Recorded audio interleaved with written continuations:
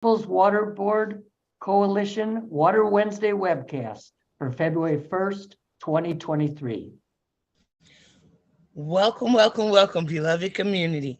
We are back again with yet another installment of the Water Wednesdays webcast by the People's Water Board Coalition.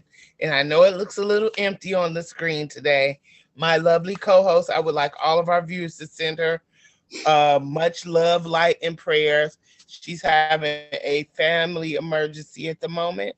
And as always, I'd like to thank our behind the scenes tech guy, Lou Novak, for all of his hard work in getting our show up and going. And today we have a very special guest. Um, I know her very well, and you've seen her on the show before. She is a retired nurse, a beloved member of the People's Water Board Coalition, and also part of the Oakland County Task Force, which is some of what we'll be talking about today. Miss Diane Weckerle, thank you so much for being here. Thanks, Nicole. Thank you for asking me. Always. And it's not a long show, so we're going to jump right into it. And my first question is, can you tell us a little bit about the team or the group that gathered the information for what we're going to be talking about today and why it's so vitally important to do so? Yeah, at the beginning of 2020, People's Water Board decided that we needed to go into the suburbs. We needed to go into Oakland County in order to learn about what was happening. What are the effects of the high water bills in Oakland County? Until then, we and everybody else had been focusing on the massive water shutoffs in Detroit, and which even got the attention of the UN. It was so bad and caused such hardship. And then the focus was on Flint, where 90,000 people were poisoned because of the lead. So in order to deal with this problem on a broader scale in Michigan as a whole, we thought we needed to go out and find what was happening in some of the rest of the state. So, so we set up a committee, Oakland County Task Force, and to look into the situation. And what we decided was we needed to collect stories to find out what was actually happening to individuals who were being harmed by water insecurity. And soon afterwards, Dana Kornberg, who's a doctorate at U of C Santa Barbara, she came up with an idea on how to get those stories. And she proposed this project where we collect interviews from anybody who was willing to talk about what they had gone through with being water insecure.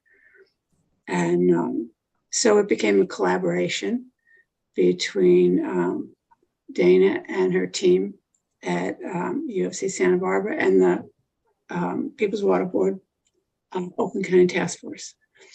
Okay. Did you find that it was very difficult to get people to speak or tell their story? Oh my gosh, yeah. It was the beginning of the pandemic. That was one of the problems is there weren't a lot of public events out there. But that was only a part of it. There is so much shame with not being able to pay your water bills. And it's really hard for people to open up about it.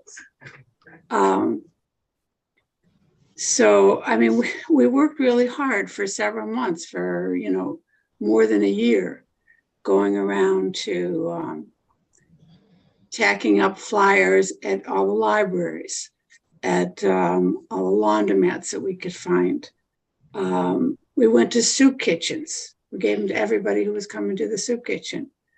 I went to one soup kitchen in Roseville where I handed out flyers and talked to as many people as I could. There were at least 50 people there. And I didn't find one person who even had a water bill. I mean, they were so poor, they didn't even have that. And I don't know whether they were homeless or whether they were just in situations where it was covered by the landlord. Right. But yeah, it was really hard to get their stories. Okay. And what were the stories compiled and utilized for? Or what did you find out from the surveys that you took? Well, the main thing that we found out was that the residents in Oakland and in Macomb, we did interviews on Macomb, and even in the high income areas like Birmingham, Novi, and West Bloomfield, there were people who were really having trouble paying the water bills. I mean, you had the new stormwater charges, the smart meters, the change from quarterly to monthly. And anyway, you had that big raise in prices everywhere. And everywhere, no matter, how, anyway, even in the wealthiest communities, we found people who were really suffering from either the water being shut off or not, or not being, and not having enough money for their bills. And I'm sorry. Go ahead.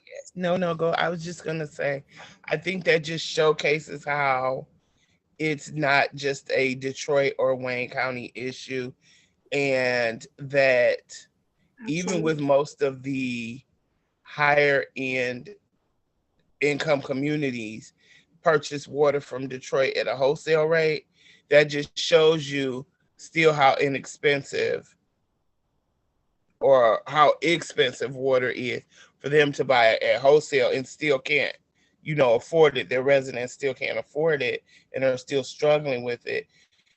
That shows it, like, I believe it's happening in Detroit because we pay full price for water. Yeah. And they were, some of the same issues, the serious health issues. Somebody might have an elderly mother to care for and a disabled child, a wife, or some of them recently lost their spouses to divorce or death. And some lost employment during the pandemic. There was one couple that lost their house and business, and they were even having trouble paying for their water bills. So it's some of the same reasons, besides the underlying poverty that people in Detroit and Wayne County have for having so much trouble paying their bills. So our hope is that. Yeah, I think it's a. Go ahead, Nicole. I'm sorry. Oh no, I just think it's for all of this to be heard by our viewers. Yeah. Our hope is that, we can use this to not just educate the public as a whole, but influence the lawmakers who may think that their communities are above this, that it's not a problem, in West Bloomfield, that it's just a problem below 8 Mile. And it's not. It's a problem everywhere, and we need to make water affordable throughout the state of Michigan. Absolutely. Yeah. Absolutely. I think that is a very important issue that you brought up, because that's kind of been the narrative, is that this is a Detroit issue, or as you say, below 8 Mile issue, and it's not. Because first off, people need to understand that water, everyone needs water regardless of their income or their physical location. and water should be affordable for everyone, regardless of where they live at. You know, even in communities that people, you know, automatically think because you're across the other side of 8 Mile, or if you're north of 8 Mile, that it's a wealthier community, and that's not always the case. Yeah, absolutely.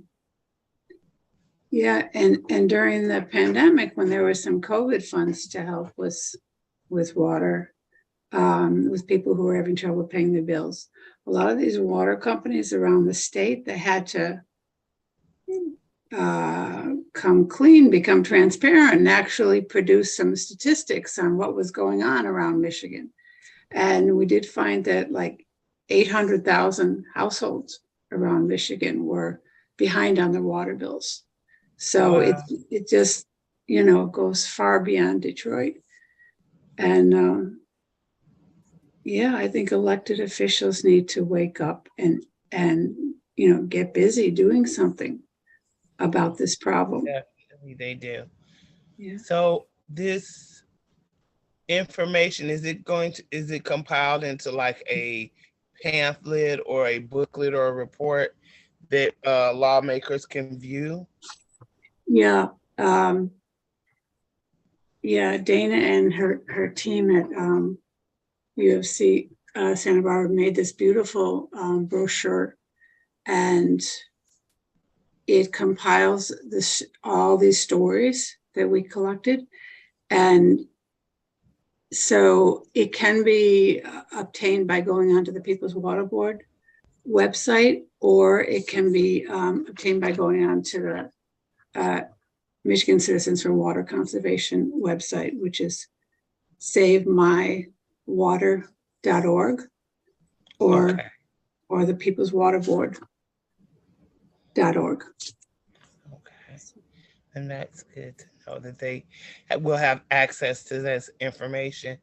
And do you know if Dana and her team are utilizing this to show comparisons and contrasts with other states as well? I don't have any, yeah, I haven't heard anything about comparisons with other states, but I, you know, I have heard bits and read things that, you know, water unaffordability is a problem all over the country. I heard that, Absolutely. I think there were 90 cities that had to have moratoriums during the pandemic, just to make sure the water kept flowing in their cities during the pandemic. And the public health crisis didn't get any worse than it already was. Absolutely. Do you think that hearing the stories of the people in Oakland County will make a difference with their legislators? Or has it instituted any change with them so far? I haven't seen it yet, but I think that we need to get busy and really start talking to a lot of these elected officials. And I mean, you do see the issue of water come up more and more, but, you know, because of the whole fight that's been taking place against shutoffs. But I think we really have to get on it now, because what could be more important than water and water availability and accessibility and clean water and protecting your water? I mean, if they can, you know, if Nestle can get 400 gallons per minute for, you know, week after week, for month after month, and ongoing for like a mere $200 fee at the beginning of the year, how on earth, I mean, what justification is there that any resident's water should be shut off? I completely agree with you. I tell that story. I think about Nestle everywhere I go, to just show people the contradiction about it being that they need, you know, that it costs all this money, because I'm thinking like I don't think I know a household that uses that much water, or even a community that uses that much water per month, and they get that per day, 365 days of the year. That Mhm, is just appalling every time I hear that, mhm. or I speak about that issue of around Nestle and the permit fee for drilling. It just appalls me, especially when you know that they turn around and they sell it right back to us. Right. You know, Mhm. that's the most deplorable part about it all, is that they turn around and make a profit off of it when they basically got it for free. Right. Right. And they You have more than know, one well. And there are other water companies doing the same yeah. thing. Hmm. And where are we going to be? You know, and where are our kids going to be? Because that water is not endless. And anyway, it may be just causing, you know, harm in the streams and in the creeks and things like that now. But in the future, I mean, we're going to have you know, a real problem if we don't protect and save this water. Absolutely. It always amazes me that these big corporations do that, and they don't think about people like the people residents in Oakland County or Wayne County, or even it would seem that they're not thinking about themselves. They think almost as if they don't need to utilize water at all. Right, right. Well, I hope that we are able to gather more stories, and that these stories, when taken to our lawmakers, make a tremendous difference in what they think about water insecurity and water affordability. Yeah, I hope so too. Yeah, that's our hope, that we'll be able to get a real water affordability plan for Michigan and its cities and counties. Absolutely. I know that we're working very hard on that across the state. And as you stated at the top of the show, there's a lot of communities besides Detroit that are going through water insecurity. So I think it is vitally important that we go for an affordability plan at the state level so that everyone can benefit from having access to safe, clean, affordable water. Absolutely. Thank you. Well, I mean, I think that's about it. I know our show may have ran a little shorter today, but I think we really got to the top of the issues. But before we leave, is there anything you want to say to our viewers?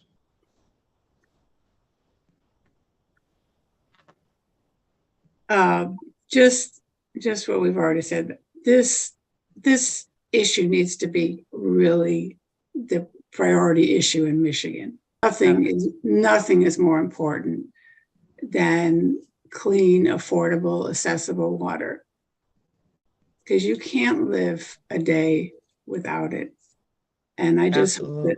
I hope the lawmakers take that seriously and do something about it. That's absolutely right. And just to reiterate, we are watching our lawmakers as citizens, and we really implore upon any lawmaker from the local to state to even the federal level that may view this show to understand the importance of having a water affordability plan and making sure that water is affordable for the masses, not just for the elite, but for everyone. Mm-hmm. Well, thank you Absolutely. so much, Diane, for being on the show and taking time out of your schedule. I know you're a very busy lady, and we really appreciate it. And to our viewers, I want to say, please, please, please implore, if you can, upon your lawmakers to push for water affordability, understand the importance of water, and love one another, take care of each other, and remember to stay afloat. Bye. Thank you, Nicole. Thanks, Diane.